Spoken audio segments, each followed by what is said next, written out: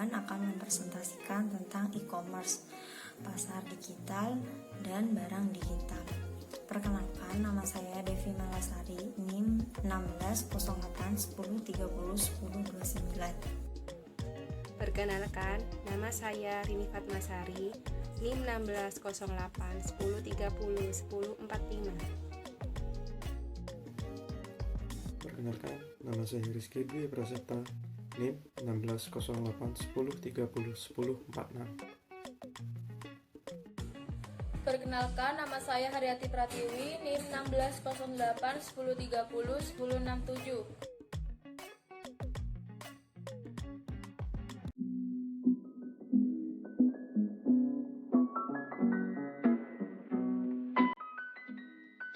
Yang pertama, e-commerce dan internet. E-commerce adalah seluruh proses perdagangan, mulai dari proses promosi, pembelian, pemesanan produk hingga transfer dana, dilakukan secara elektronik atau internet. Selanjutnya, timeline e-commerce. E-commerce dimulai pada tahun 1995 oleh Netscape.com yang menerima iklan dan mempopulerkan ide bahwa web bisa digunakan sebagai media baru untuk berjualan. Lalu pada tahun-tahun berikutnya e-commerce terus mengalami pertumbuhan dan peningkatan, tapi pada tahun 2008 e-commerce mengalami penurunan penjualan. Dan pada saat itu masa resesi yang menyatakan bahwa e-commerce merupakan satu-satunya segmen bisnis retail yang stabil. Setelah itu, pada tahun 2009, pendapatan Amazon meningkat sebesar 25% dibandingkan dengan penjualan 2008. Dan pada tahun-tahun berikutnya, sampai sekarang, e-commerce terus mengalami peningkatan pendapatan yang signifikan seiring dengan perkembangan teknologi yang semakin pesat. Yang selanjutnya, mengapa e-commerce berbeda, atau maksudnya kenapa perkembangan e-commerce melaju pesat?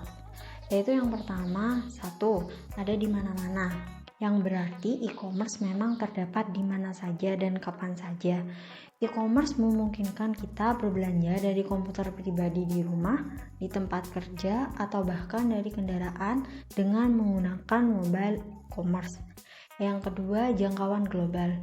Teknologi e-commerce memungkinkan transaksi komersial melintasi batas-batas budaya dan negara dengan kenyamanan yang lebih tinggi dan biaya yang lebih efektif daripada dalam suatu sistem perdagangan yang tradisional. Yang ketiga, standar universal.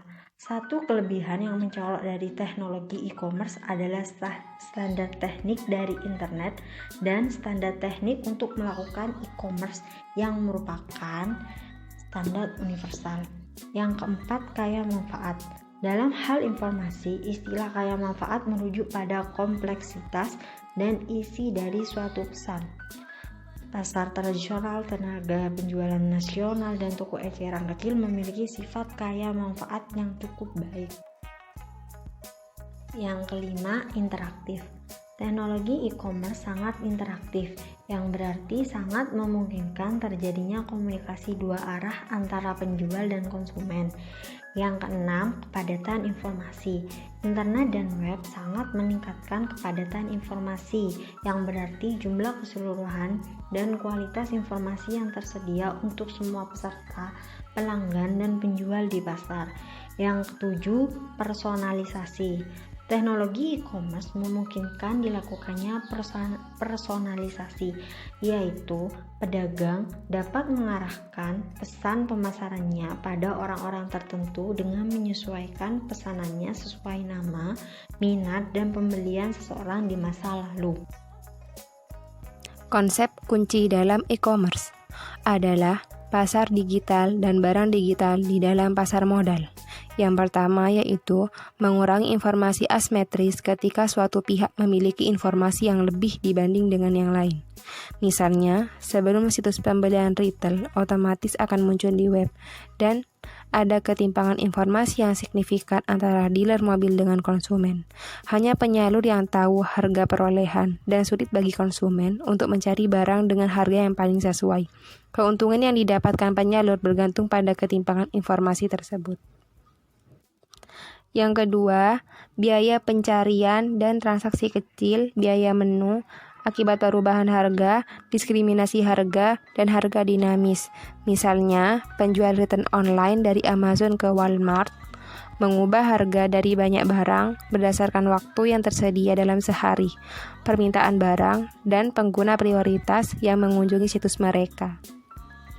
Dan yang terakhir yaitu penghilang bisnis proses dalam rantai pasokan atau disintermediasi. Disintermediasi ini mempengaruhi pasar jasa, seperti penerbangan dan hotel yang mengoperasikan situs pemesanannya sendiri sehingga mereka bisa mendapatkan keuntungan per tiket yang lebih tinggi dengan menghilangkan agen-agen penjualan sebagai perantaranya.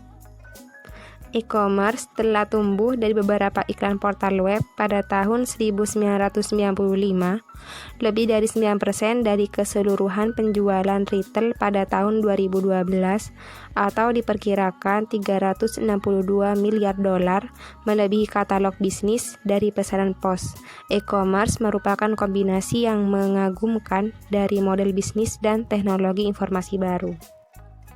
Tipe-tipe e-commerce ada 3. Yang pertama, perdagangan elektronik business to consumer atau B2C yang melibatkan pengeceran produk dan jasa ke konsumen individu. Contohnya barnesanoble.com yang menjual buku, perangkat lunak, dan musik kepada konsumen individu. Yang kedua, business to business atau B2B yang melibatkan penjualan barang dan jasa di antara bisnis-bisnis. Contohnya situs web Cuem Connect yang dipergunakan untuk membeli dan menjual bahan-bahan kimia dan plastik. Yang terakhir, consumer to consumer atau C2C yang melibatkan konsumen yang menjual secara langsung kepada konsumen. Contohnya eBay, situs web pelelangan yang sangat besar, memungkinkan orang-orang untuk menjual barang-barangnya kepada konsumen lainnya dengan cara melelang barang-barang mereka hingga penawaran tertinggi untuk harga yang sudah ditetapkan. Selanjutnya kita akan membahas model bisnis e-commerce. Perubahan dalam ekonomi informasi yang dijelaskan sebelumnya telah menciptakan kondisi bagi model bisnis yang sama sekali baru untuk muncul, sekaligus mengajarkan model bisnis yang lebih tua. Semua dengan satu atau lain cara. Gunakan internet untuk menambahkan nilai ekstra pada produk dan layanan yang ada atau memberikan fondasi untuk produk dan layanan baru.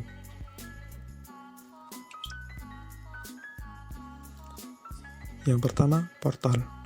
Portal seperti Google, Bing, Yahoo, dan lain sebagainya menawarkan alat pencarian web yang hebat serta paket konten dan layanan terpadu seperti berita, email, pesan instan, peta, kalender, belanja, unduhan musik, video streaming, dan banyak lagi. Semua dalam satu tempat. Awalnya portal utamanya adalah gateway ke internet. Hari ini bagaimanapun model bisnis portal menyediakan situs tujuan di mana pengguna memulai pencarian web mereka dan berlama-lama membaca berita, menemukan hiburan, dan bertemu dengan orang lain, dan memaparkan iklan.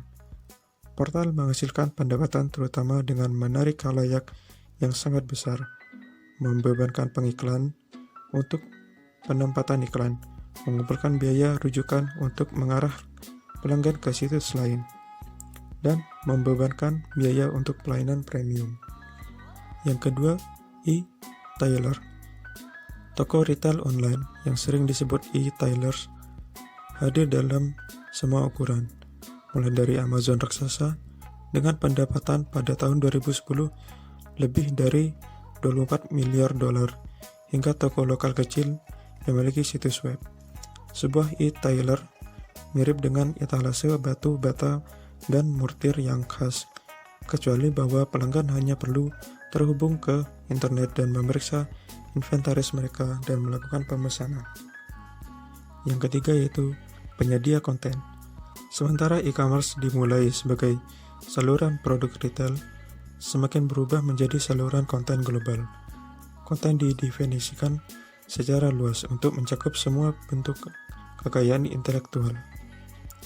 Properti intelektual mengacu pada semua bentuk ekspresi manusia yang dapat dimasukkan ke dalam media berwujud seperti teks, CD, DVD, atau disimpan dalam media digital, termasuk web. Penyedia konten mendistribusikan konten informasi seperti video digital, musik, foto, teks, dan karya seni melalui web.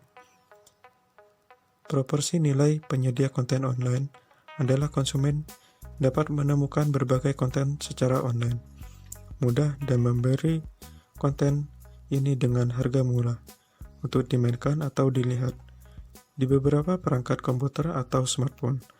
Podcasting adalah metode untuk mempublikasikan siaran audio atau video melalui internet, sehingga memungkinkan pengguna untuk mendownload file audio atau video ke komputer pribadi atau pemutar musik portable mereka. Streaming adalah metode penertiban untuk file musik dan video yang mengalirkan arus konten kontinu ke perangkat pengguna tanpa disimpan secara lokal di perangkat. Selanjutnya ialah broker transaksi. Situs yang memproses transaksi untuk konsumen yang biasanya ditangani secara langsung melalui telepon atau melalui pos adalah broker transaksi. Industri terbesar yang menggunakan model ini adalah jasa keuangan dan jasa perjalanan. Proporsi nilai utama broker transaksi online adalah penghematan uang dan waktu, serta persediaan produk keuangan dan paket perjalanan yang luar biasa di satu lokasi. Broker adat saham online dan layanan pemesanan perjalanan mengenakan biaya yang jauh lebih rendah daripada versi tradisional layanan ini. Kemudian yaitu pencipta pasar. Pencipta pasar membangun lingkungan digital tempat pembeli dan penjual dapat bertemu, menampilkan produk, mencari produk, dan menetapkan harga. Proporsi nilai pencipta pasar online adalah mereka menjadikan platform tempat penjualan dapat dengan mudah menampilkan barang dagangan mereka dan di mana pembeli dapat membeli langsung dari penjual. Kemudian penyedia layanan. Sementara e-tailers menjual produk secara online, penyedia layanan menawarkan layanan secara online. Ada ledakan dalam layanan online. Aplikasi Web 2.0, berbagai foto dan situs online untuk backup data dan menyampaikan semua menggunakan model bisnis penyedia layanan. Perangkat lunak bukan lagi produk fisik dengan CD di dalam kotak, namun semakin banyak perangkat lunak sebagai layanan yang dimana Anda berlangganan secara online daripada membeli dan pengecer. Google telah memimpin pengembangan aplikasi layanan perangkat lunak seperti Google Apps, Gmail, dan layanan penyimpan data online. Kemudian, penyedia komunitas. Penyedia komunitas adalah situs yang menciptakan lingkungan online digital di mana orang-orang dengan minat yang sama dapat bertransaksi, membeli dan menjual barang. Berbagai minat, foto, video, berkomunikasi dengan orang yang berpikiran sama, menerima informasi terkait minat, dan bahkan bermain di luar fantasi dengan mengadopsi kepribadian online disebut avatar. Selanjutnya kita akan membahas jaringan sosial dan kebijakan orang banyak. Salah satu area pendapatan e-commerce paling cepat berkembang adalah layanan online web 2.0 yang sudah dijelaskan pada bab 7. Layanan web 2.0 yang paling populer adalah jejaring sosial, tempat pertemuan online di mana orang dapat bertemu teman dan teman-teman mereka. Setiap hari, lebih dari 60 juta pengguna internet di Amerika Serikat mengunjungi situs jejaring sosial seperti Facebook, MySpace, LinkedIn, dan ratusan lainnya. Situs jejaring sosial menghubungkan orang-orang melalui hubungan bisnis dan pribadi mereka, sehingga memungkinkan mereka menambah teman mereka dan teman-teman mereka untuk proses penjualan, tip kerja, atau teman baru. Menciptakan bisnis situs di mana ribuan bahkan jutaan orang dapat berinteraksi menawarkan bisnis kepada perusahaan, yaitu cara baru untuk menawarkan dan memasarkan dan mengiklankan serta untuk menemukan siapa yang suka produk mereka. Dalam sebuah fenomena yang disebut kebijakan orang banyak, beberapa orang berpendapat bahwa sejumlah besar orang dapat membuat keputusan yang lebih baik mengenai berbagai topik atau produk daripada satu orang atau bahkan komite ahli kecil. Perusahaan juga dapat menggunakan kebijakan orang banyak dalam bentuk prediksi pasar. Prediksi pasar ditetapkan sebagai pasar taruhan peer-to-peer di mana para peserta membuat taruhan pada hasil spesifik. Katakanlah, penjualan produk baru 3 bulan, desain untuk produk baru, atau pemilihan politik. Selanjutnya kita akan membahas e-commerce marketing. Sementara e-commerce dan internet telah mengubah seluruh industri dan memungkinkan model bisnis baru, industri tidak lebih terpengaruh dari komunikasi pemasaran dan pemasaran. Internet memberi pasar pemasaran secara baru dan mengidentifikasi dan berkomunikasi dengan tujuan jutaan pelanggan potensial dengan biaya yang lebih jauh rendah daripada media tradisional, termasuk pemasaran, mesin telusur, dan data mining, sistem recommender, dan email yang ditargetkan. Internet memungkinkan pemasaran panjang.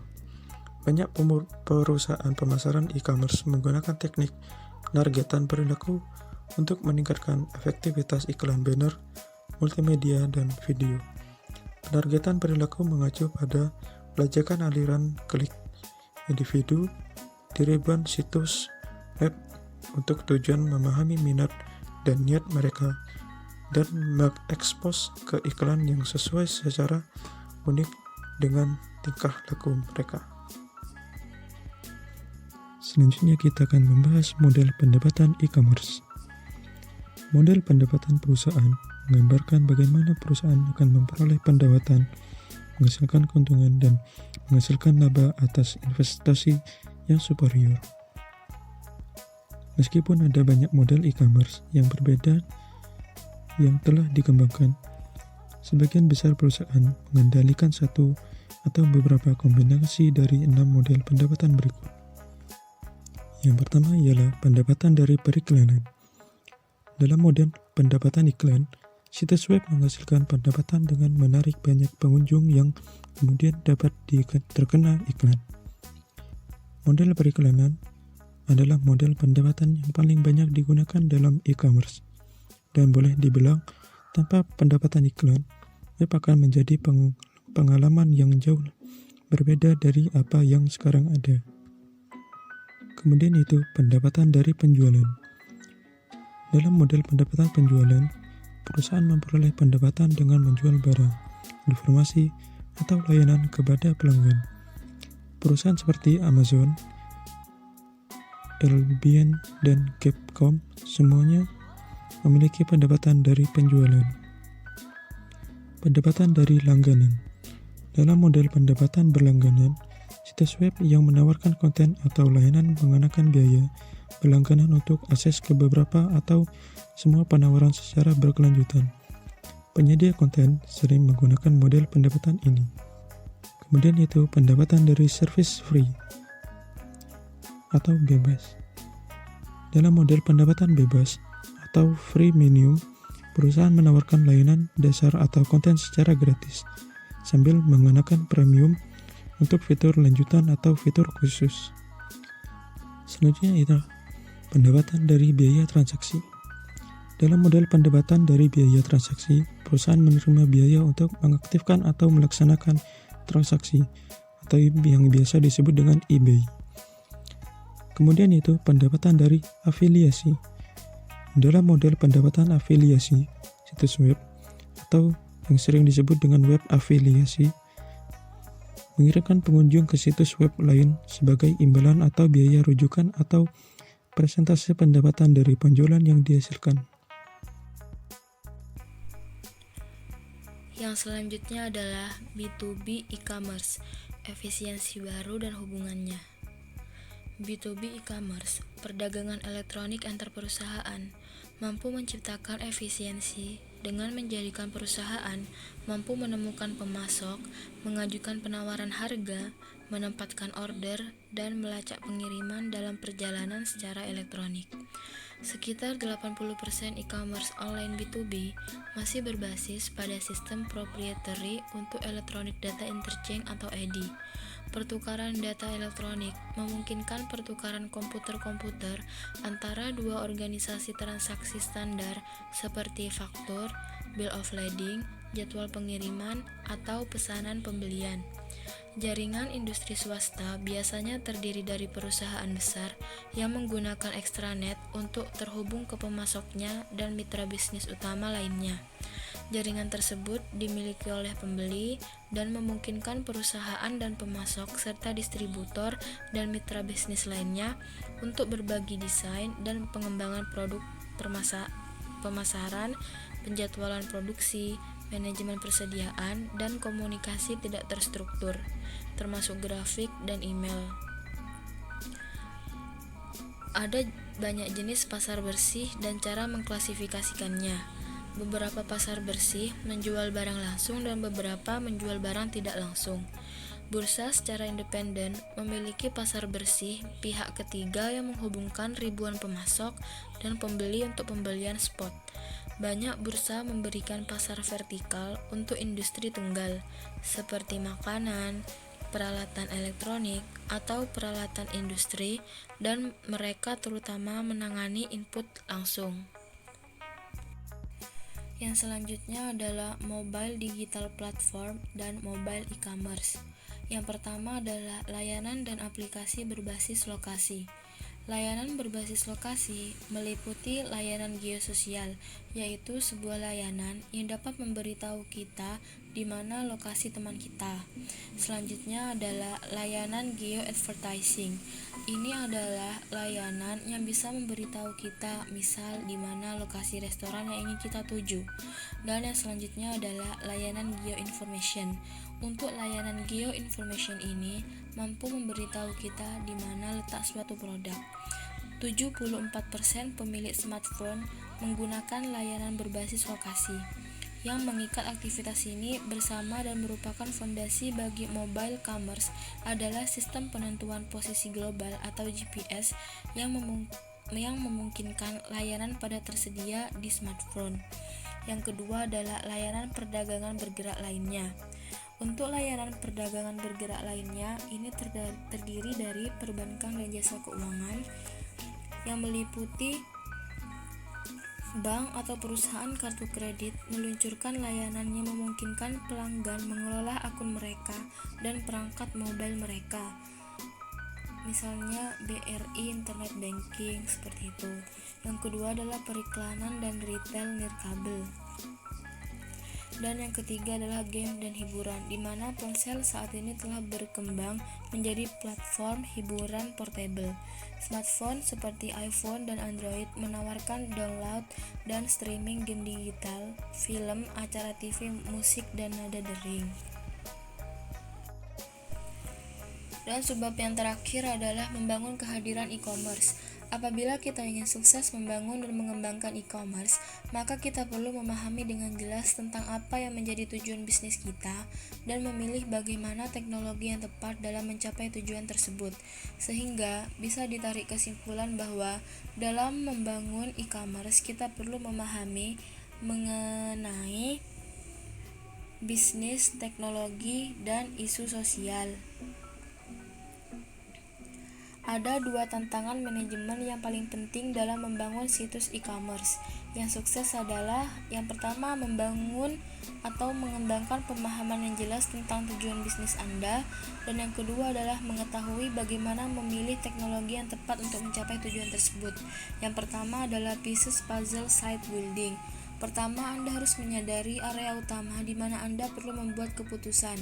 Pada bagian organisasi dan sumber daya manusia, Anda harus mengumpulkan tim individu yang memiliki keahlian yang dibutuhkan untuk membangun dan mengelola situs e-commerce yang sukses. Tim ini akan membuat keputusan penting tentang teknologi, desain situs, dan kebijakan sosial dan informasi yang akan diterapkan di situs Anda. Segala sesuatu yang ditampilkan dalam situs Anda harus sesuai dengan apa yang diinginkan dan diharapkan oleh pelanggan. Pelanggan menginginkan teknologi yang memungkinkan mereka menemukan yang mereka inginkan dengan mudah, melihat produk, membeli produk, dan kemudian menerima produk dari gudang secara cepat. Anda juga harus mempertimbangkan dengan hati-hati desain situs Anda. Yang kedua adalah tujuan bisnis, fungsionalitas sistem, dan persyaratan informasi.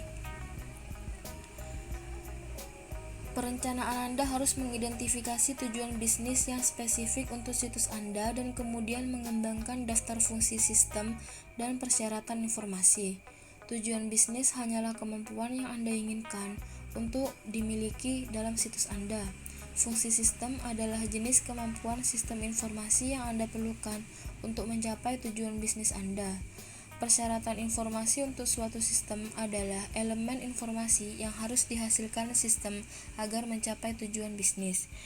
Yang terakhir adalah membangun situs web di dalam rumah versus outsourcing. Ada banyak pilihan untuk membangun dan memelihara situs web. Tergantung berapa banyak uang yang ingin Anda keluarkan. Pilihan berkisar dari outsourcing seluruh pengembangan situs web ke vendor eksternal untuk membangun semuanya sendiri di rumah. Anda juga memiliki keputusan kedua untuk membuat. Akankah Anda menghost atau mengoperasikan situs di server perusahaan Anda sendiri, atau akankah Anda melakukan outsourcing hosting ke penyedia host web? Ada beberapa vendor yang akan merancang, membangun, dan menghost situs Anda. Sementara yang lain akan membangun atau menghost, tapi tidak keduanya. Apabila keputusan Anda untuk membangun sendiri, jika Anda memilih untuk membangun situs Anda sendiri, ada berbagai pilihan. Kecuali Anda cukup terampil, Anda harus menggunakan template sebelumnya untuk membuat situs web. Pilihan atau keputusan yang kedua adalah keputusan hosting. Sebagian besar bisnis memilih untuk melakukan outsourcing hosting dan membayar perusahaan untuk menghost situs web mereka, yang berarti bahwa perusahaan hosting bertanggung jawab untuk memastikan situs tersebut live atau dapat diakses 24 jam sehari. Dengan menyetujui biaya bulanan, bisnis tidak perlu memikirkan aspek teknis dalam menyiapkan dan merawat server web, tautan telekomunikasi, atau penempatan khusus. Terima kasih teman-teman atas perhatiannya. Semoga video yang telah kelompok kami paparkan bisa bermanfaat bagi kita semua.